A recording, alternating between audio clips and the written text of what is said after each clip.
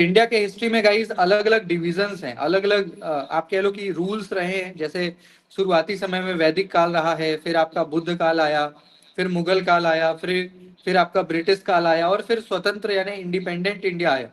तो अलग अलग समय पे गाइस अलग अलग राजाओं का शासन रहा है। कभी मुगल का शासन रहा, तो कभी बुद्ध काल रहा, कभी वैदिक काल रहा, तो कभी ब्रिटिश का काल रहा। तो अलग अलग जो हमारे एराज हैं, अलग अलग जो एराज हैं, तो उसमें कई अलग अलग तरह के शिक्षा की व्यवस्था रही है ना, डिफरेंट एजुकेशन के सिस्टम्स रहे, करिकुलम रहे। तो उसको हमें बारीकी से समझना है कि शुरुआती दौर से लेकर और आज तक यानी 2025 तक। शुरुआती दौर मतलब जब हमारा वैदिक काल था, तो उस समय पे शिक्षा कैसी थी और किस प्रकार से शिक्षा बदला है समय के साथ। हम कह सकते हैं कि हम कह सकते हैं कि जो हमारा एजुकेशन है वो किस तरह से बदला है, कौन कौन से एराज में क्या हमारा सिलेबस हुआ करता था, क्या पैटर्न था। तो उन सभी चीजों को मैं आपको बताऊंगा स्टार्टिंग फ्रॉम द बिगिनिंग। तो आप देख सकते हो गाइस कि अगर सबसे प्रारंभिक हम बात करें, तो वैदिक काल रहा है हमारा। वैदिक काल का मतलब 1000 बीसी से लेकर और 600 बीसी तक। बीसी का मतलब होता है guys before Christ. Before Christ का मतलब आप समझ रहे हैं, बिफोर क्राइस्ट का मतलब हो गया कि क्राइस्ट के जन्म से हजार साल पहले।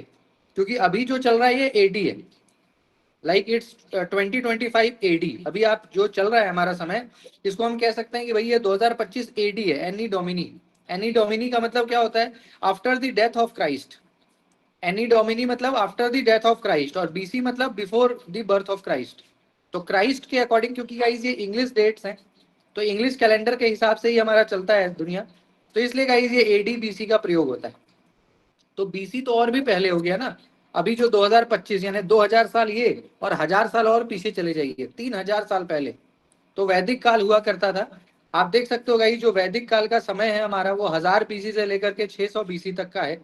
इसके बाद हमारा जो बुद्धिस्ट पीरियड है, जो हमारा बुद्ध का काल है, वो 600 बीसी से लेकर के 1200 एडी तक है ना। 600 से लेकर के 1200 एडी तक है।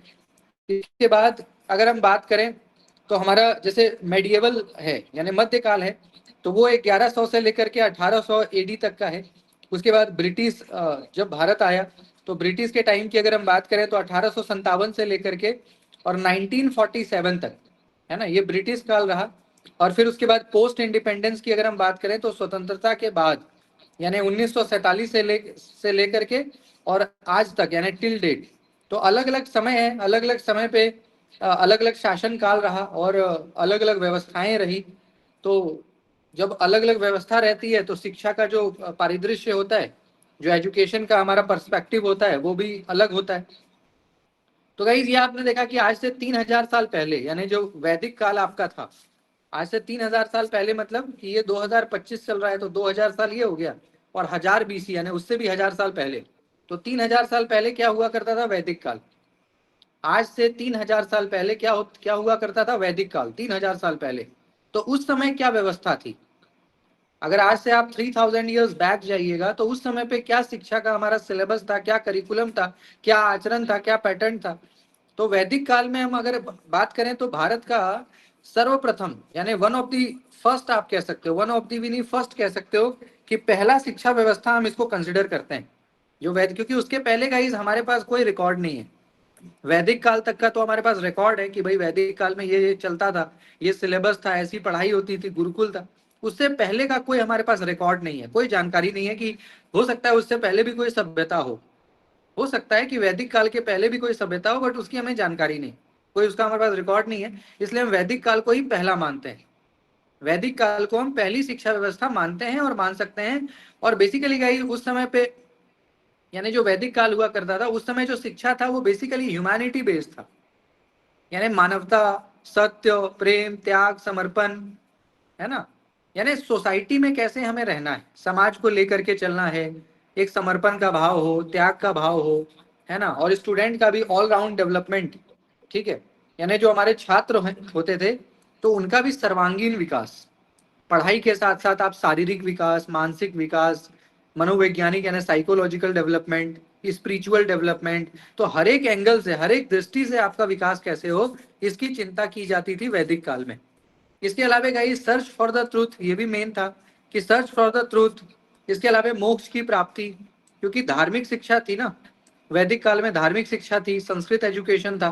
तो ऐसे में सर्च फॉर द ट्रूथ, सत्य क्या है, सत्य की खोज, और ultimately how to get salvation, मोक्ष कैसे मिले मृत्यु के पश्चात, तो उसके लिए ये सारी चीजों पे मुख्य बल होता था। इसके साथ ही साथ गाइस, जो हमारा वैदिक काल था, उस समय का जो एजुकेशन था वो स्पिरिचुअल बेस्ड था, यानी स्पिरिचुअलिटी को ज्यादा केंद्र में रखा जाता था। स्पिरिचुअलिटी को केंद्र, जैसे आज के समय में साइंस केंद्र है, आज का जो शिक्षा है इसमें का ये साइंस और टेक्नोलॉजी, साइंस एंड टेक, ये आज के शिक्षा का केंद्र है। इसी प्रकार से वैदिक काल में शिक्षा का केंद्र क्या था? रिलीजन, स्पिरिचुअलिटी, अध्यात्म, ये केंद्र था। इसको केंद्र मान करके पठन पाठन और सिलेबस और किताब जो भी चलती थी, सिलेबस वगैरह, तो अध्यात्म को केंद्र में रख करके ही सारी चीजें होती थी। ठीक है, परमात्मा से मिलना, गॉड क्या है, गॉड का एग्जिस्टेंस, गॉड का डेफिनेशन, इन चीजों पे।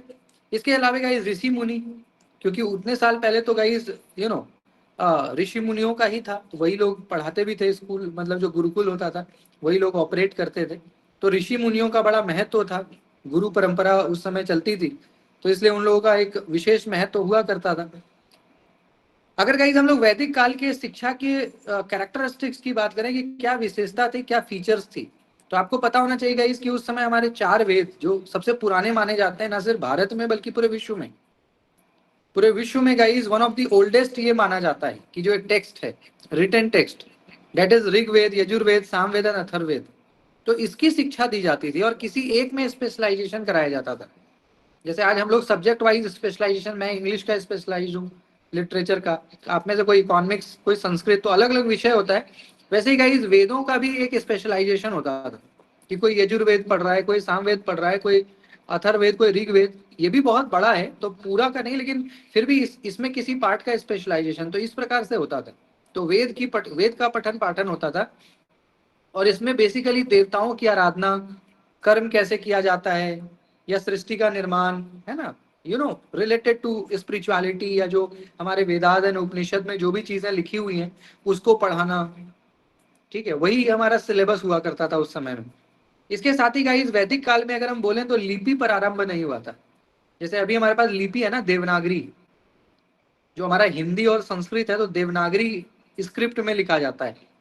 ऐसे ही इंग्लिश का रोमन स्क्रिप्ट चलता है, तो अलग अलग स्क्रिप्ट है जिसके थ्रू हमारी भाषा का निर्माण या भाषा बनता है।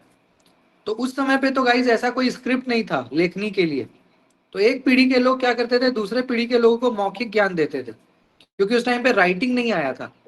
पहले स्पीच आया, पहले क्या आया, स्पीच, फिर आया राइटिंग। राइटिंग बहुत दिन बाद आया, पहले लोग बोल के ही काम चला लेते थे, मैंने आपको बोला।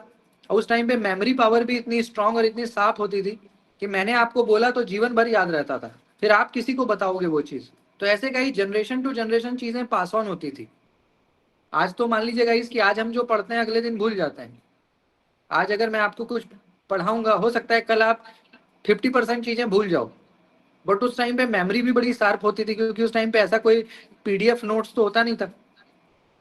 उस समय पे क्या था, उस समय पे सारी चीजें क्या होती थी, वोकल होती थी, मतलब कि मौखिक रूप से मैंने आपको पढ़ाया और अब आप अपने स्टूडेंट को, तो इस तरह से जनरेशन टू जनरेशन पास होता था, मौखिक मौखिक चीजें पास होती थी। और कंठस्थ विद्या के माध्यम से, यानी रट्टाफिकेशन, रोट लर्निंग जिसको आप कहते हो, रोट लर्निंग, यानी एक किताब आपको दिया, किताब पूरा रट गए। कहते हैं ना कालिदास के पास कि भाई कालिदास एक किताब को पूरा पलटते थे तो उनको पूरा किताब, उनकी पूरी पूरी पुस्तक उनके दिमाग में रहती थी, है ना। उन कालिदास जो, जिन्होंने अभिज्ञान शकुंतलम लिखा है, कालिदास ने अभिज्ञान शकुंतलम लिखा है, तो उनके बारे में यही कहा जाता है ना कि वो इतने विद्वान थे और उनकी मेमोरी इतनी साफ थी कि वो किसी भी बुक को एक बार देखते थे तो पूरे दिमाग में उनका छप जाता था वो बुक, मतलब एक से दो बार पढ़ते पढ़ते पूरी किताब उनके दिमाग, इतने इंटेलिजेंट थे। तो उस जमाने में ऐसे लोग हुआ करते थे, इनकी मेमोरी बड़ी शार्प होती थी। और कंठस्थ विद्या का दौर था कि एक बार रट लेना है, कोई भी चीज तो रट लो, लर्न कर लो, रोट लर्निंग इसका था, इस पे ज्यादा मतलब फोकस किया जाता था। इसके साथ ही साथ गाइस वैदिक कालीन शिक्षा, तो इसमें एक संस्कार, जैसे उपनयन संस्कार आज भी होता है, उस समय भी होता था। तो उपनयन संस्कार 5 वर्ष की आयु में होता था, सभी का 5 इयर्स के एज में उपनयन संस्कार होता था, जिसके पश्चात जो है वो अपने गुरुकुल में जाकर के पठन पाठन स्टार्ट करता था। तो उपनयन जो है एक बहुत ही महत्वपूर्ण, हम कह सकते हैं कि वैदिक काल में महत्वपूर्ण एक रिचुअल्स के तौर पे था कि अब उपनयन के होने के बाद ही, उपनयन होने के पश्चात ही आप कहाँ जाते थे? गुरुकुल जाते थे शिक्षा ग्रहण करने के लिए। ठीक है।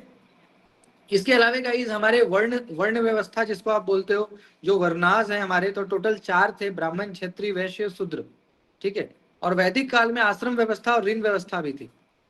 जैसे आज हमारे हॉस्टल होते हैं, आज आप देखते हो ना, कहते हो सर मैं हॉस्टल में रहती हूँ, सर मैं पीजी में, तो उस समय भी गाइस हॉस्टल फैसिलिटी था।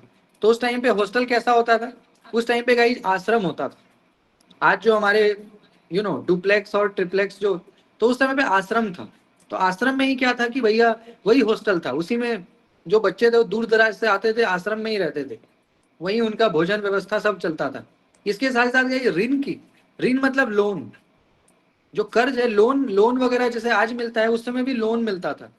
जो बड़े बड़े सेठ साहूकार होते थे, वो लोग किसी को पढ़ाई के लिए या कुछ विशेष आवश्यकता, तो उस टाइम भी आज जैसे एजुकेशन लोन आप बोलते हो, तो उस जमाने में भी चला करता था, है ना। अब गाइस हम लोग आते हैं कि उस समय पे, जैसे मैंने आपको बताया कि वैदिक काल में वेदास पे बड़ा फोकस होता था। जो वेद हमारे 4 हैं, इस पे हमारा मुख्य मतलब प्रकाश, मुख्य बल होता था। तो ऋग्वेद आप सभी लोग जानते हो गाइस कि ये one of the oldest text है ऑफ द वर्ल्ड। भारत का नहीं, पूरे विश्व का one of the oldest written text में इसको मानते हैं, ऋग्वेद को, जो कि बहुत लेंदी भी है। तो ऋग्वेद की उत्पत्ति माना जाता है कि प्राचीन वैदिक काल, माने आज से 3000 साल पहले, है ना, प्राचीन वैदिक काल में ही इसका मतलब डेवलपमेंट यानी इसको लिखा गया था।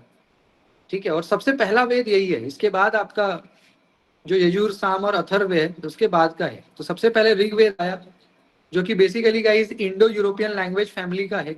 ऐसा कहा जाता है कि हिंद यूरोपीय भाषा परिवार का सबसे पहला रचना हम इसको मानते हैं। यानी पूरे विश्व का, जैसा कि मैंने आपको बोला, पूरे विश्व का one of the oldest written text है। ठीक है। तो ऋग्वेद में गाइस काफी सारे मंत्रास हैं, 10,000 से ज्यादा, करीब 10,500, ऑलमोस्ट 10,500 तो सिर्फ मंत्रास हैं। कई सारी सुक्तियां हैं, है ना। और गॉड एंड गॉडेसेस के बारे में है ना, 33 types of gods and goddesses. कई लोग कहते हैं ना कि 33 करोड़ देवी देवता, ऐसा कई हिंदुइज्म में कहा जाता है। 33 करोड़, तो करोड़ नहीं, कोटि है। 33 types of gods and goddesses, कोटि को करोड़ बना दिया लोगों ने। कोटि को शब्द का विच्छेद होते होते उस कोटि बन गया करोड़। तो एक्चुअल में वो 33 types of gods and goddesses है, 33 कोटि के। तो जितने भी गॉड्स एंड गॉडेसेस हैं, नदियां हैं, उसका उल्लेख आपको कहाँ मिलेगा? उसका उल्लेख आपको ऋग्वेद में मिलता है। जो भी हमारे गॉड्स एंड गॉडेसेस हैं, या जो भी हमारे रिवर्स हैं, उन सभी का जो पूरा डिस्क्रिप्शन है वो आपको ऋग्वेद में मिलता है। इसके बाद गाइस दूसरा हमारा यजुर्वेद आता है, जिसकी पढ़ाई उस टाइम पे होती थी ना, यजुर्वेद की। तो यजुर्वेद में गाइस क्या बताया जाता था? यज्ञ की विधि, यज्ञ कैसे होता है, हवन कैसे होता है, या यज्ञों में प्रयोग किए जाने वाले जो मंत्र हैं, जो आपका यज्ञ में मंत्र का प्रयोग होता है, वो यजुर्वेद में रिटन है। यजुर्वेद में आपको उसका रेफरेंस मिलता है। और यजुर्वेद में गाइस टोटल 40 चैप्टर्स हैं। जैसे हमारे यूजीसी नेट में 10 चैप्टर्स हैं, यूनिट्स हैं, वैसे यजुर्वेद में all total 40 chapters are there, 40 chapters. और इसमें मुख्य रूप से कर्म कांड, जो कर्म है ना, कर्म मतलब कि जब आप पूजा पाठ करते हो या यज्ञ करते हो, तो यज्ञ के दौरान कई सारे, हम कह सकते हैं कि नियम कानून होते हैं, किस प्रकार से करना है, कैसे बैठना है, क्या खाना है, क्या नहीं खाना है। तो कई सारे कर्म कांड होते हैं। तो कर्म कांड एक बहुत आप कह लो कि अम्ब्रेला टर्म है, इसमें कई सारी चीजें आती हैं कि कैसे कर्म करना है, तो उसके बारे में यहाँ पे है। और ये पूरा गाइस आप कह सकते हो कि पोम पोम होता है ना, पोइट्री, तो पोइट्री के फॉर्म में आपको यजुर्वेद मिलेगा, प्रोज फॉर्म में, गद्य। ठीक है। तीसरा गाइस हमारा सामवेद है। साम का मतलब क्या होता है? साम का मतलब होता है म्यूजिक। ठीक है। तो सामवेद में गाइस आपको संगीत से संबंधित ऋचाओं, यानी जो संगीत होता है, तो संगीत में जो भी ऋचा है, या जो भी मान लीजिए इसके बीट्स वगैरह होते हैं ना, म्यूजिक के अलग अलग बीट्स हैं, ऋचाएं हैं, तो उसके बारे में आपको पूरा डिस्क्रिप्शन मिलेगा सामवेद में। और इसमें टोटल गाइस 1824 मंत्र। जैसे ऋग्वेद में 10,500 मंत्र है, ऋग्वेद में 10,500 के आसपास मंत्र हैं, उसी प्रकार से सामवेद में करीब 1824, 2000 के आसपास मान ली इतने मंत्रास हैं। और इसके 3 ब्रांचेस में ये बटा हुआ है। Rigveda is divided into 3 branches, इसके 3 ब्रांचेस हैं। और ऋग्वेद सामवेद में हमें बेसिकली गाइस अग्नि, इंद्र, सविता, ये गॉड एंड गॉडेसेस हैं, जिसको प्रमुख रूप से मतलब पढ़ाया जाता है। ठीक है। और चौथा जो हमारा गाइस लेटेस्ट, हम कह सकते हैं कि सबसे लेटेस्ट है इन चारों वेद में, जो सबसे नया है, अथर्ववेद, जो सबसे लास्ट में आया। तो अथर्ववेद में गाइस टोटल 20, आप कह सकते हो कि ऑल टोटल 20 चैप्टर्स हैं। जो हमारा अथर्ववेद है ऑल टोटल 20 चैप्टर्स हैं, और करीब आप मान के चलिए गाइस कि 5687, यानी 5600 से ज्यादा मंत्राज हैं। 20 चैप्टर्स हैं और 5600 से ज्यादा मंत्राज हैं। और अथर्ववेद में जो आप गाइस भूत प्रेत, ये जो रहस्यमयी विद्या है, ब्लैक मैजिक है ना, ब्लैक मैजिक होता है ना, ब्लैक मैजिक, तो ब्लैक मैजिक से रिलेटेड चीजें हो गई, जड़ी बूटी हो गया, मैजिक हो गया, मिराकल, चमत्कार, आयुर्वेद, जो आज आप देख रहे हो कि आयुर्वेद हम लोग बड़े उसको फॉलो कर रहे हैं ना आज के टाइम पे, आयुर्वेद। तो आयुर्वेद का भी जो डिस्क्रिप्शन है वो आपको अथर्ववेद में ही मिलेगा कि आयुर्वेद क्या है, कौन सी दवाइयाँ, कैसे क्या यूज होता है, बनता है। तो अथर्ववेद में आपको ये सारी चीजें मिलती हैं। ठीक है। इसके अलावा गाइस अगर हम अथर्ववेद की बात करें तो टोटल इसमें 8 सेक्शंस हैं। टोटल इसमें कितने खंड हैं? 8 खंड हैं। और ज्ञान से कर्म करते हुए, यानी आप जितना ज्यादा नॉलेज एक्वायर करोगे उतना परमात्मा के करीब जाओगे। तो ज्ञान की प्राप्ति को अहम इसमें बोला गया है कि नॉलेज एक्वायर करो ज्यादा से ज्यादा। जितना नॉलेज आप एक्वायर कर सकते हो उतना आप परमात्मा की उपासना में लीन होंगे, और अंतोगत्वा यानी ultimately you will get salvation. तो ज्ञान पे बहुत हम कह सकते हैं कि फोकस किया जाता था अथर्ववेद में, ज्ञान की प्राप्ति। अगर गाइस हम टीचिंग वैदिक पीरियड के ऑब्जेक्टिव्स की बात करें कि उस समय पे क्या ऑब्जेक्टिव था, यानी वैदिक काल में क्या क्या मुख्य उद्देश्य था पठन पाठन का, तो एक तो सिंपल सी बात है गाइस की डेवलपमेंट ऑफ नॉलेज, यानी ज्ञान कैसे बढ़े। जो मनुष्य का तीसरा नेत्र है ना, वैसे तो हमारे पास दो ही आंख होता है, 3 आंख एक ही के पास है, लॉर्ड शिव के पास ना, ऐसा कहते हैं लॉर्ड शिवा के पास ही थर्ड आई है, बाकी तो किसी के पास है नहीं। तो थर्ड आई को क्या कहते हैं? नॉलेज। 2 आंख तो सभी के पास है, बट जो तीसरा आंख क्या होता है आपका? नॉलेज का। तो आपको अगर ज्यादा से ज्यादा नॉलेज होगा तो आप दूसरों से ज्यादा कैपेबल होंगे। तो नॉलेज एक्वायर करना ये मेन हुआ करता था एम वैदिक काल में, कि किसको कितना ज्ञान है। ज्ञान की बड़ी मतलब भूमिका थी, नॉलेज का बड़ा महत्व था। दूसरा गाइस की कल्चर कॉन्जर्वेशन एंड डेवलपमेंट, यानी गाइस हमारा कल्चर कैसे बचे। आज भी हम भारतीय संस्कृति की बात करते हैं, 3000 साल पहले भी ये बात होती थी। आज से 3000 साल पहले वैदिक काल में भी इंडियन कल्चर के बारे में बात होती थी कि भाई इंडियन कल्चर को कैसे बचाया जाए, कैसे प्रिजर्व किया जाए। और आज देखिए कि वहां से लेकर आज तक कितना अप एंड डाउन आया, लेकिन फिर आज भी हम 3000 साल बाद भी Indian culture, Indian heritage, Indian ethics, Indian philosophy की बात कर रहे हैं। तो आज से 3000 साल पहले भी स्टूडेंट्स को ये बताया जाता था कि भाई आप अपने देश की जो संस्कृति है उसको कैसे बचाएं, उसका डेवलपमेंट कैसे हो। तो गुरुकुल के माध्यम से ये सारी चीजें हो पाती थी, बच्चों को पता लग पाता था कि भाई क्या कल्चर है, नहीं है। इसके अलावा गाइस हम कह सकते हैं जीविकोपार्जन, है ना, यानी जिसको आप आत्मनिर्भर कहते हो। तो कैसे उस समय पे गाइस ऐसा आईटी सेक्टर तो था नहीं, तो उस समय पे कृषि यानी खेती, पशुपालन, यही मेन था। मतलब जॉब जॉब इसी में मिलता था आपको। तो खेती करना, खेती कैसे बेहतर हो सकता है, या मान लीजिए कि पशुपालन जैसे एनिमल हस्बेंड्री, गाय गाय पालन, भैंस और जो भी हमारे जानवर होते हैं, तो उससे कैसे आप पैसा कम बना सकते हो, या और भी आर्टिस्टिक कोई स्किल आप सीख सकते हो। तो ये सब गाइस एम्प्लॉयमेंट का, एक तरह से आप कह लो कि एम्प्लॉयमेंट का एक जरिया था। इन चीजों से आपको मतलब नौकरी मिलती थी। इसके अलावा गाइस अगर हम मोरल डेवलपमेंट की बात करें तो ये भी बहुत जरूरी था उस दौर में। चारित्रिक, कि आपका कैरेक्टर भी अच्छा हो, तो चारित्रिक विकास भी साथ के साथ चलता था। स्पिरिचुअल एडवांसमेंट, ठीक है, स्पिरिचुअलिटी से कनेक्ट करना, जिसकी बात स्वामी विवेकानंद करते थे। विवेकानंद ने भी आध्यात्मिक विकास की बात की ना, स्पिरिचुअल एडवांसमेंट। तो पढ़ाई के साथ साथ आपकी स्पिरिचुअलिटी भी बहुत महत्व रखती है।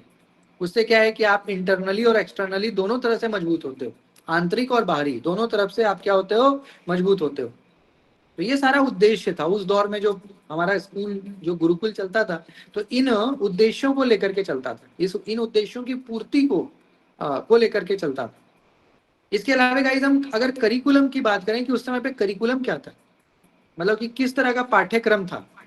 तो पहला गाइस अगर हम प्रारंभिक शिक्षा की बात करें, यानी जो क्लास 5 तक की होता है ना, क्लास 5 तक प्रारंभिक या प्राइमरी एजुकेशन, तो उसमें क्या था गाइस, बेसिकली आपको लैंग्वेज, ग्रामर, ठीक है, इस तरह की चीजें, राइम्स, पोम्स, कविताएं, ये चीजें आपको सिखाई या रटाई जाती थी छोटे क्लासेस में, क्लास 5 तक। थोड़ा सा जैसे उस टाइम संस्कृत चलता था तो भाई संस्कृत या संस्कृत का ग्रामर, या कुछ मान लीजिए कि मंत्रास या कुछ कविताएं इस प्रकार से, ठीक है, श्लोक। तो ये प्रारंभिक शिक्षा में जो हमारा क्लास 5 तक तो यही चलता था। और 5 के बाद उच्च शिक्षा कहते थे।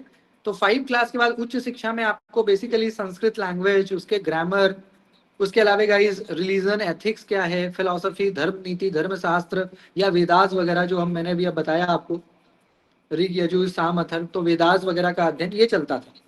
यही हमारा करिकुलम होता था कि शुरुआत में थोड़ा बेसिक बताओ, पढ़ना लिखना, और उसके बाद जैसे ही बच्चा 5 क्लास के बाद उच्च शिक्षा में आए तो फिर वेदास, धर्मशास्त्र, धर्म नीति, ये सब पढ़ाया जाता था, साहित्य वगैरह। अगर गाइस हम मेथड्स की बात करें कि वैदिक काल में क्या मेथड था पढ़ाने का, तो सबसे पहला तो ये था guys simulation, frequency and memorisation method. यानी गाइस बेसिकली था अनुकरण, क्योंकि उस टाइम पे गाइस ऐसा कोई तकनीक नहीं था जो आज हमारे पास है।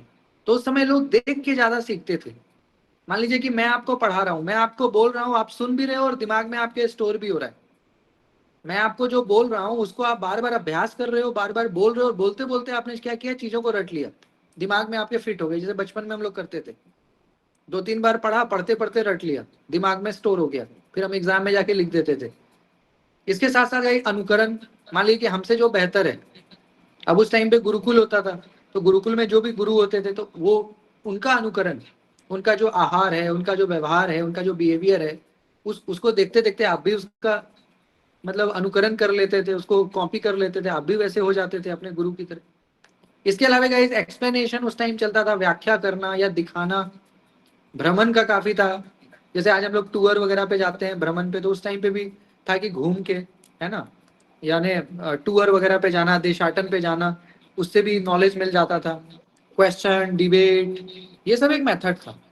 शास्त्रार्थ वगैरह होता था ना, तो क्वेश्चन आंसर होता था, किसी ने कोई क्वेश्चन पूछा उसका उत्तर सभी को देना है, तो इस तरह से होता था। विद्वता का बड़ा महत्व था कि कौन कितना नॉलेज रखता है, कितना ज्ञान आपको है, कितने उत्तर दे सकते हो आप, इसका बड़ा महत्व था। इसके अलावा लॉजिक, उस समय भी लोग लॉजिक से बात करते थे कि भाई कोई भी बात आप कर रहे हो तो उसके पीछे का लॉजिक बताओ, तर्क क्या है। स्टोरी विधि, कहानी सुनाना, ये भी आज भी बड़ा पॉपुलर है। जब आपको कोई चीज ना समझ में आए तो कहानी की तरह अगर आपको कोई समझा दे तो समझ में आ जाएगा, याद भी रहता है लंबे समय तक। किसी चीज को अगर कहानी के फॉर्म में आपको समझाया जाए तो बड़े दीर्घ काल तक याद रहता है, लंबे समय तक आप याद रख लेते हो। ऐसे ही गाइस डेमोन्स्ट्रेशन, चीजों को जो पढ़ा रहा हूँ, पढ़ाते पढ़ाते उसको थोड़ा अगर दिखा भी दिया प्रैक्टिकल, तो और भी वो मजबूत हो जाता है, वो चीजें याद रह जाती है ना। तो ये, इसके अलावा गाइस अगर हम सेंटर्स की बात करें कि वैदिक काल में प्रमुख केंद्र कौन कौन सा था, कहाँ कहाँ पे वैदिक काल में, मतलब जैसे आज के टाइम पे अच्छे अच्छे कॉलेजेस हैं, अच्छे यूनिवर्सिटीज हैं, भारत के कुछ जगहों पे अच्छे अच्छे यूनिवर्सिटीज हैं, उसी प्रकार से उस समय पे क्या था, कौन कौन सा ऐसा क्षेत्र था, कौन सा ऐसा एरिया था जहाँ पे अच्छे संस्थान थे, यहाँ दूर दराज से बच्चे पढ़ने आते थे। तो एक तो ये है गाइस कि वैदिक काल में प्राथमिक शिक्षा व्यवस्था परिवार और उच्च शिक्षा व्यवस्था गुरुकुल में होती थी।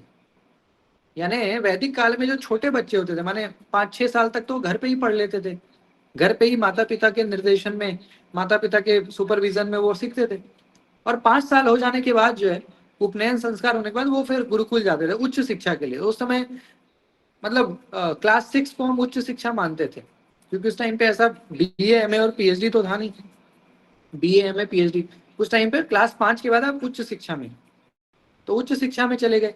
और उस दौर में गई जैसे तक्षशिला, जो अब पाकिस्तान में चला गया, हमारा पाटलिपुत्र जो पटना में है, मिथिला भी बिहार में है, धार है, कन्नौज है उत्तर प्रदेश में, नासिक है, कर्नाटका है, कांची। तो ये जो 7-8 आपको जगह का नाम दिख रहा है, चाहे वो तक्षशिला हो, जहाँ पे तक्षशिला यूनिवर्सिटी का नाम भी आपने सुना है, सबसे प्राचीनतम विश्वविद्यालय है दुनिया का one of the oldest university माना जाता है तक्षशिला। तो ये भी केंद्र था वैदिक काल में शिक्षा का, दूर दराज से लोग आके पढ़ते थे। ऐसे ही पाटलिपुत्र, जिसको आप आज पटना, बिहार का जो पटना है वो हो गया, मिथिला भी बिहार में है, धार, कन्नौज, नासिक, कर्नाटक, कांची। तो ये प्रमुख मतलब केंद्र थे। मतलब केंद्र का मतलब क्या है, इसकी दूर दराज से बच्चे आके यहाँ पढ़ा करते थे, दूर दूर दराज से।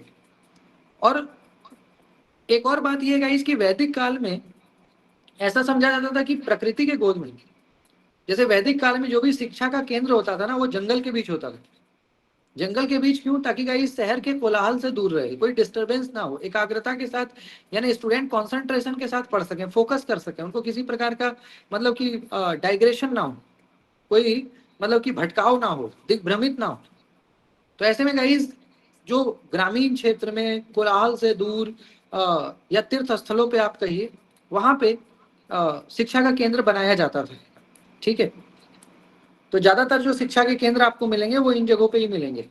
जैसे नालंदा वगैरह भी जाइएगा आप, जो बिहार में नालंदा, वो भी एकदम बहुत रिमोट एरिया में है, आज भी रिमोट एरिया में है, उस टाइम तो और भी होगा वो जंगल के बीच।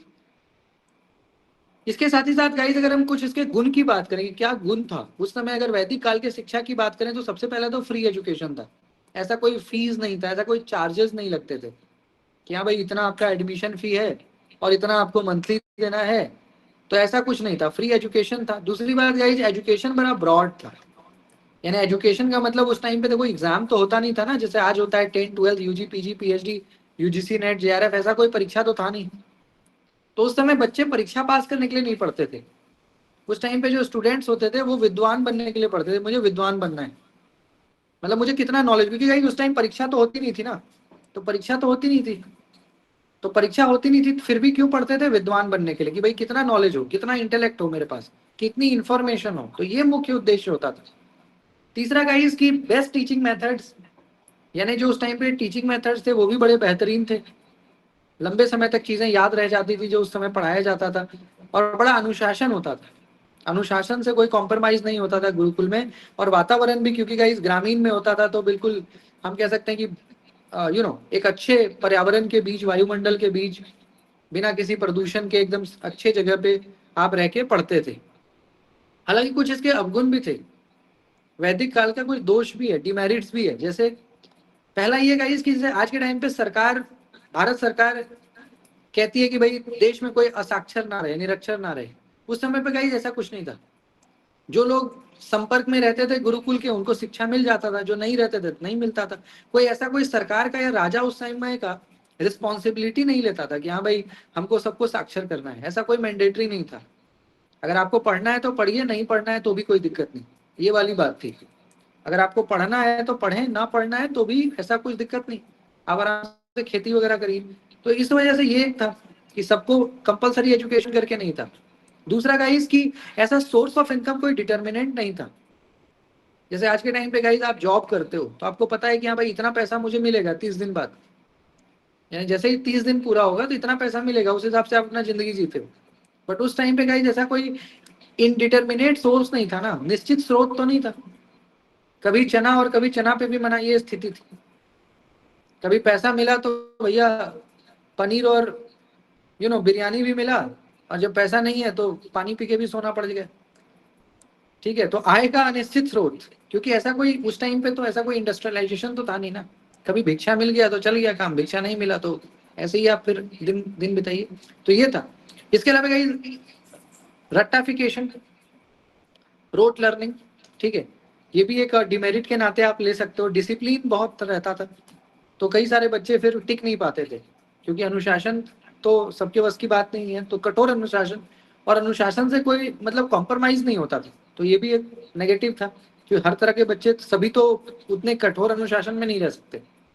अच्छा, मास एजुकेशन का अभाव था, यानी सबके लिए शिक्षा नहीं था, सबके लिए शिक्षा नहीं था, है ना, क्योंकि राजा उत्तरदायित्व तो लेता नहीं था, तो भैया कुछ लोग पढ़े कुछ नहीं भी पढ़े, ये स्थिति थी। महिला शिक्षा का भी वैसा कोई प्रावधान नहीं था, महिलाओं को भी वैसा शिक्षित करने का प्रावधान नहीं था। और ज्यादा बल रिलीजियस एजुकेशन पे था, जो ज्यादा बल हम कह सकते हैं वो किस पे था? रिलीजियस एजुकेशन पे। तो ये भी गाइस एक डिमेरिट के नाते हम कह सकते हैं कि था, है ना। इसके बाद गाइस जो दूसरा हमारा है, दैट इज बुद्धिस्ट एजुकेशन। ठीक है, जो दूसरा, ये तो मैंने आपको वैदिक एजुकेशन बता दिया कि वैदिक एजुकेशन करीब 1000 BC से शुरू हुआ था, और 1000 BC से शुरू होकर के 600 BC तक हमारा चला, है ना, मतलब करीब करीब आप मान लो 600 साल, 600 साल और उससे ज्यादा, है ना, 600 साल और उससे ज्यादा आप कह लीजिए, करीब करीब वैदिक काल रहा, उससे पहले भी होगा, तो इतना रहा। अब क्या हुआ गाइस कि क्योंकि धार्मिक चीजों पे ज्यादा फोकस किया जा रहा था ना, तो दूसरी बात ये थी कि सबको शिक्षा मिल भी नहीं रहा था, तो इसमें थोड़ा क्या हुआ, विरोधाभास होने लग गया। समय के साथ जैसे जैसे चीजें थोड़ी डेवलप करने लग गई, थोड़ा विकास होने लग गया, तो समाज का एक धड़ा क्या किया, विरोध करने लग गया कि नहीं भाई, हमें नई व्यवस्था चाहिए, इसमें काम नहीं चलेगा। ऐसे में गौतम बुद्ध, जिनका आप सुना है आपने, तो बुद्ध आए उस दौर में, ठीक है, यानी आप कह लो कि 500 बीसी के आसपास। तो बुद्ध आए तो भैया फिर उन्होंने अपने प्रिंसिपल्स दिए, अपने सिद्धांत उन्होंने रखे, उसको लोग फॉलो करने लग गए, और एक समय तक उनका बहुत प्रभाव रहा। यानी मुगल के आने से पहले तक गौतम बुद्ध का बहुत प्रभाव था। यानी मुगल कब आए, करीब 1100 के बाद, 1200 के आसपास। तो 1200 से पहले तक, यानी 600 से लेकर के और करीब करीब मुगल के आने तक जो बुद्ध के टीचिंग्स हैं, जो बुद्ध के प्रिंसिपल्स हैं, उसका बड़ा प्रभाव रहा, बहुत प्रभाव रहा। तो उस समय पे क्या चीजें थी उसको एक बार हम देखेंगे। सबसे पहला तो ये गाइस कि अगर हम बुद्ध काल की बात करें, तो बुद्ध काल में गाइस कई तरह की चीजें हैं, उसको एक बार हम देखते हैं। सबसे पहले ये देखिए कि रीजन क्या था कि वैदिक काल को रिप्लेस करना पड़ा, या वैदिक काल का एक तरह से कह लो कि वैदिक काल विलुप्त होता चला गया, या वैदिक एजुकेशन जो है धीरे धीरे खत्म होता चला गया। उसका रीजन ये था कि वैदिक काल की जो शिक्षा प्रणाली थी वो उस समय पे राष्ट्रीय तथा सामाजिक जीवन से जुड़ गई थी। एक तो ये था कि जो वैदिक काल का शिक्षा था वो हमारा सोशल लाइफ से भी कनेक्ट था, क्योंकि घर घर में वो शिक्षा का प्रचार प्रसार होता था। लेकिन धीरे धीरे क्या हो गया गाइस कि धर्म का प्रभाव बढ़ गया, यानी स्पिरिचुअलिटी, रिलीजन थोड़ा बढ़ने लग गया, कर्मकांड बढ़ गया, यानी फॉर्मेलिटी बढ़ गई। तो फॉर्मेलिटी क्या है, सबके बस की बात नहीं है। ज्यादा अगर आप फॉर्मल होंगे तो फिर सबको तो एजुकेशन नहीं मिलेगा ना, क्योंकि फॉर्मेलिटी मतलब क्या है, रूल्स एंड रेगुलेशंस। तो ज्यादा नियम कानून जहाँ होता है वहां पे फिर सब लोग नहीं पढ़ पाते, तो फॉर्मेलिटी बढ़ने लग गई। इसके अलावा गाइस पुरोहितवाद है ना, थोड़ा सा जाति जाति विशेष को लेकर के भी होने लग गया कि जाति का एक डोमिनेंस आप कह सकते हो थोड़ा सा। इसके अलावा शिक्षा पर ब्राह्मणों का अधिकार, तो एक कास्ट डोमिनेटेड एजुकेशन की तरफ बढ़ने लग गए, क्योंकि जैसा कि मैंने बताया कि भाई राजा के तो उत्तराधिकारी, मतलब राजा के पास ऐसा कोई रिस्पॉन्सिबिलिटी नहीं था, तो सभी को फिर शिक्षा ऐसा करके मिलता नहीं था, ठीक है। इसके साथ ही साथ गई शिक्षा प्रणाली को कर्मकांड से जोड़ा गया, जो हमारा कर्मकांड है उससे जोड़ा गया। इसके अलावा जो शूद्रास एंड वुमेन्स, उनको उनके लिए कोई ऐसा कंपलसरी एजुकेशन नहीं था, या कोई ऐसा शिक्षा का विशेष प्रावधान नहीं था, तो ये भी एक विरोध का कारण रहा। तब जाके बुद्ध का काल आया। तो बुद्ध काल में क्या था गाइस, जो बौद्धिक हमारे मठ थे, ठीक है, जैसे आज भी आप जाएंगे तो कई सारे बौद्धिस्ट मठ आपको नजर आएंगे, पूरे भारत में है, कई सारे बुद्धिस्ट मठ हैं, विहाराज हैं, जहाँ पे उस टाइम पे बुद्ध काल का मतलब प्रचार प्रसार होता था ना, बुद्ध धर्म का। और ये जितने भी मठ हैं वो बौद्ध धर्म के शिक्षा व ज्ञान के प्रमुख केंद्र थे, ठीक है। आज भी यहाँ पे ऐसे नालंदा वगैरह भी है, या विक्रमशिला है, ठीक है, जगदम्बा, कई सारे हैं जो शिक्षा के केंद्र हुए बुद्धिस्ट काल में। और बौद्ध धर्म शिक्षा को एक ऐसा महत्वपूर्ण प्रक्रिया मानता है जो मानव को लौकिक व परमार्थिक दोनों बनाती है। यानी आप जब इस धरती पे रह रहे हो तब भी, और धरती से मतलब परलोक गमन करने के बाद भी, यानी कॉस्मिक और ट्रांसेंडेंटल दोनों तरह से आपको मजबूत बनाती है। इसका मतलब कि जैसे हम जब वैदिक काल में सेल्वेशन की बात करते हैं, मोक्ष, तो वही बात ये भी कर रहा है कि शिक्षा के माध्यम से ही गाइस आप इस जीवन में भी बेहतर रह सकते हो, और इस जीवन को पार करके मोक्ष की प्राप्ति कर सकते हो, तो वो शिक्षा के वजह से ही हो पाता है, ठीक है। और मानव का निर्माण कैसे हो, हाउ टू अटेन निर्वाणा, ठीक है, सेल्वेशन जिसको आप बोलते थे वैदिक काल में, वो यहाँ पे क्या बन गया, निर्वाणा, ठीक है। इसके अलावा गाइस अगर हम बुद्धिस्ट एजुकेशन के ऑब्जेक्टिव्स की बात करें कि बुद्धिस्ट एजुकेशन के क्या ऑब्जेक्टिव्स थे, तो सबसे पहला था टोटल पर्सनालिटी को डेवलप करना, जिसको आप कहते हो ना संपूर्ण व्यक्तित्व का विकास। चाहे आपका इमोशनल डेवलपमेंट हो, चाहे सोशल डेवलपमेंट हो, चाहे साइकोलॉजिकल डेवलपमेंट हो, तो संपूर्ण विकास, हर तरह से आपका मतलब डेवलपमेंट हो, ये था। इसके अलावा बुद्धिज्म का प्रचार प्रसार, क्योंकि शिक्षा के माध्यम से ही किसी धर्म का प्रचार होता है ना, तो शिक्षा के माध्यम से बुद्ध धर्म का प्रचार प्रसार करना, ज्यादा से ज्यादा लोग इसको ग्रहण करें, है ना। काफी फैला भी, जो बुद्धिज्म है वो पूरा चाइना में फैला, फिर श्रीलंका में फैला, भारत में तो है ही, नेपाल में है। तो आप एशिया के कई सारे देश में आप जाएंगे तो बुद्धिज्म आपको मिलेगा। चाइना में भी है, काफी ज्यादा है चाइना में, तो नेपाल में भी है, भारत में तो है ही। तो कई सारे देशों में आपको, एशिया के कई सारे देशों में आपको मतलब बुद्ध धर्म को मानने वाले लोग मिलेंगे। तो उस समय ही इसका प्रचार प्रसार बहुत बड़े लेवल पे हुआ। वो जो 500-600 साल का समय से रहा इसका, तो शिक्षा के माध्यम से काफी बुद्धिज्म का प्रचार प्रसार हुआ। इसके अलावा गाइस निर्वाणा की प्राप्ति, निर्वाणा की प्राप्ति मतलब जो हमारे जो दुख हैं, कष्ट हैं, रोग है, मृत्यु का डर है, इन सभी चीज से ऊपर उठना है ना। हमें डर होता है ना कि यार हमें कुछ हो जाएगा, या कई तरह के दुख हैं, कई तरह की मेमोरीज हैं, हम लोग बहुत चिंतित रहते हैं। तो इन चीजों से ऊपर उठना, इन चीजों से ऊपर उठ कैसे उठोगे, तो एजुकेशन के थ्रू, पढ़ करके, ज्ञान प्राप्त करके। चरित्र निर्माण, कैरेक्टर बिल्डिंग, ये भी बड़ा उद्देश्य उस टाइम पे था कि भाई स्टूडेंट्स का कैरेक्टर भी अच्छा होना चाहिए, चारित्रिक निर्माण होना चाहिए, सामाजिक योग्यता, सोशली आप कॉम्पिटेंट बनिए, ठीक है। और अपने देश और विदेश को भी मतलब कैसे, मतलब पूरे विश्व का विकास कैसे हो, अपने देश के साथ साथ वर्ल्ड को भी देखना है कि भाई वैश्विक विकास, जिसको आप वर्ल्ड डेवलपमेंट कहते हो, तो उसका भी उद्देश्य था। बुद्धिस्ट एजुकेशन की अगर हम विशेषताओं के बारे में बात करें कि क्या विशेषताएं थी, पहला तो निर्वना। निर्वना मतलब कि परम ज्ञानी। जब गाइस आपको काफी ज्ञान होता है, जब आपको अच्छा बहुत ज्ञान हो जाएगा, तो क्या होगा कि आप जो ये दुनिया का जो मोह माया है, इससे ऊपर उठ जाओगे। दुनिया के मोह माया से ऊपर उठना, तो that is called attainment of nirvana in Buddhism. इसके अलावा गाइस जो उस टाइम के संस्था थे वो भी बड़े डेमोक्रेटिक थे, क्योंकि वैदिक काल में जो संस्था था वो डेमोक्रेटिक नहीं था। वहां पे गुरु गुरु जो चाहते थे वही होता था गुरुकुल में, उन्हीं के अकॉर्डिंग पढ़ना, आचरण, सब कुछ। पर जो बुद्धिज्म में क्या हुआ कि जो हमारा शैक्षणिक जो संस्था था वो थोड़ा डेमोक्रेटिक हो गया, यानी स्टूडेंट सेंट्रिक हो गया। छात्र को भी मतलब महत्व दिया जाने लग गया कि छात्र क्या चाहता है, स्टूडेंट क्या चाहता है, उस अकॉर्डिंग पढ़ो पढ़ाओ। तो ये भी हो गया, ठीक है। पब्लिक एजुकेशन सिस्टम बना दिया इन लोगों ने, यानी सभी के लिए शिक्षा कर दिया, बिना किसी जाति, धर्म, महिला, पुरुष, किसी प्रकार का कोई भेदभाव नहीं, सभी के लिए शिक्षा, सब पढ़ो सब बढ़ो। तो इस पॉलिसी पे चलने लग गया। जो फोक लैंग्वेज था, जैसे पाली, प्राकृत, बुद्धिस्ट काल में पाली, प्राकृत, ऐसे कई सारे लैंग्वेज थे लोकल, उसको भी काफी प्रमोशन मिला। महिला शिक्षा, या मान लीजिए जाति आधारित जो कई सारे ऐसे कास्ट में जहाँ पे एजुकेशन नहीं था, उसको भी जोड़ा गया, वहां पे भी शिक्षा का प्रचार प्रसार। टीचिंग के मेथड्स की भी अगर हम बात करें गाइस, तो प्रश्नोत्तर विधि, जो वैदिक काल में भी था, प्रश्नोत्तर, है ना, क्वेश्चन आंसर मेथड जिसको आप कहते हो, तो ये था। इसके अलावा प्रवचन, या जो जैसे अभी मैं आपको लेक्चर दे रहा हूँ, तो ये भी था लेक्चर विधि, कि किसी एक टॉपिक पे पढ़ाओ, उससे स्टूडेंट्स को नॉलेज भी होगा, उनका प्रोनाउंसिएशन भी अच्छा होगा, और साथ के साथ उनकी मेमोरी में भी चीजें जाती रहेंगी। तो लेक्चर मेथड था। डिबेट होता था, किसी एक टॉपिक पे गाइस डिबेट होता था, ठीक है, अलग अलग तरह के पॉइंट्स निकल के सामने आते थे। इसके साथ ही गाइस देशाटन, देशाटन यानी घूमो, क्योंकि गाइस घूमने से भी ज्ञान होता है। तो घूमना फिरना, जितना घूमिएगा उतना नया चीज आप देखोगे, उतना सीखोगे। तो सामने से देख के सीखते हैं ना देशाटन में। इसके अलावा प्रोफेशनल एंड एक्सपेरिमेंटल मेथड, यानी छात्रों को थोड़ा प्रोफेशनल बनाना, कुशल बनाना, कारीगर बनाना, ताकि वो बेरोजगार ना रहें। पढ़ाई के साथ साथ कोई ना कोई उनको स्किल सिखाना। अगर आप पढ़ रहे हो तो पढ़ाई के साथ साथ आपको कोई ना कोई स्किल सिखाना, ताकि आप बेरोजगार ना रहें। थोड़ा बिजनेस के बारे में बताना।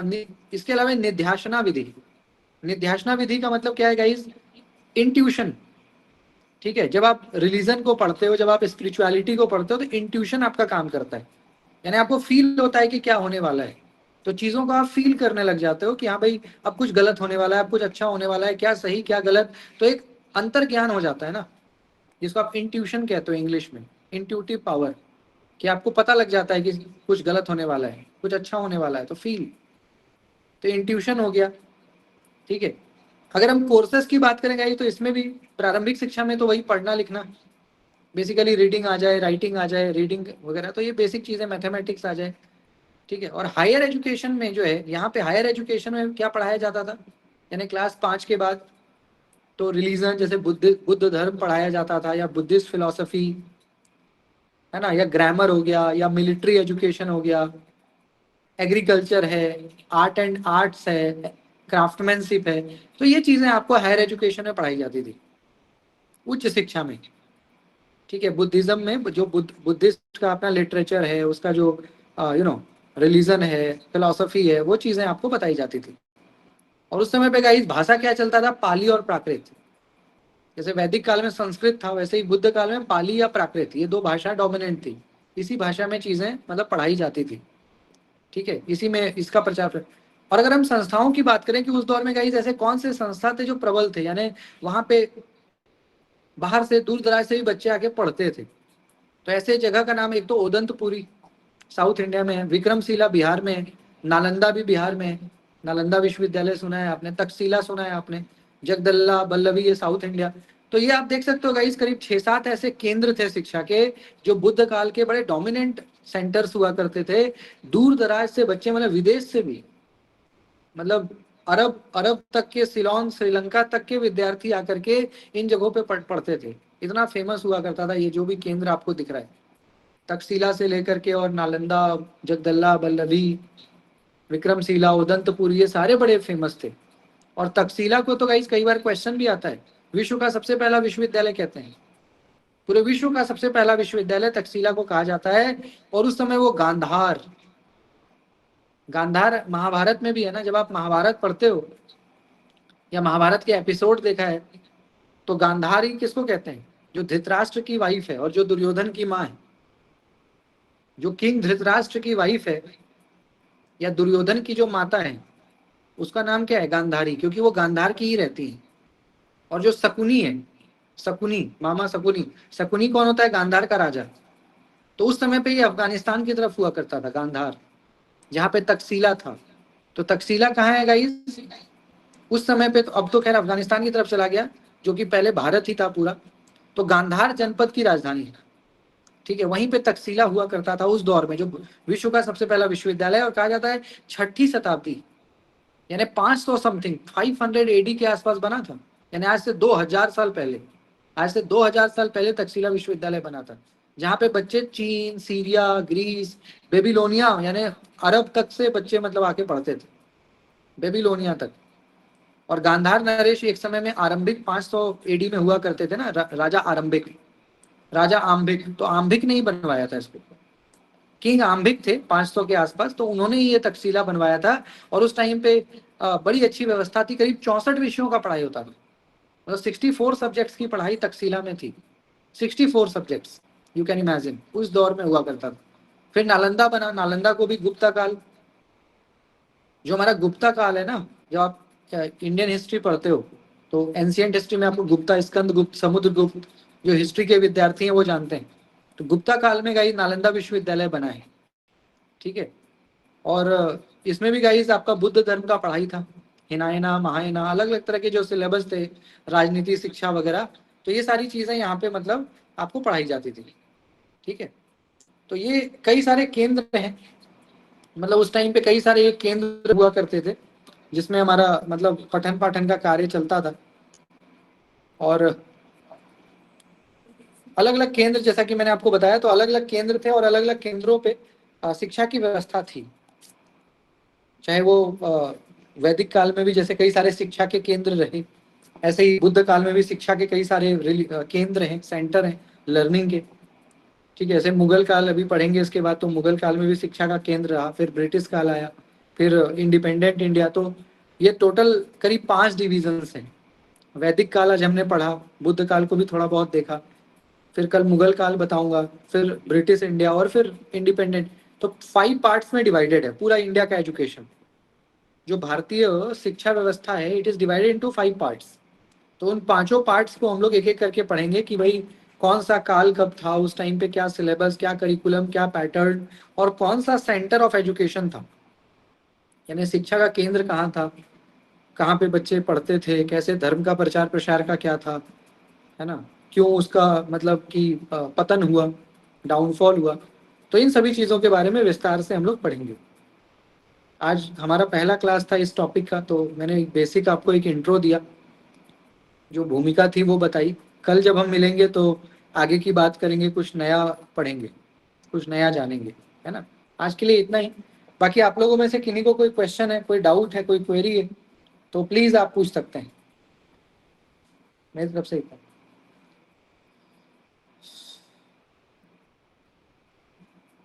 सारी चीजें आ गई ना समझ में?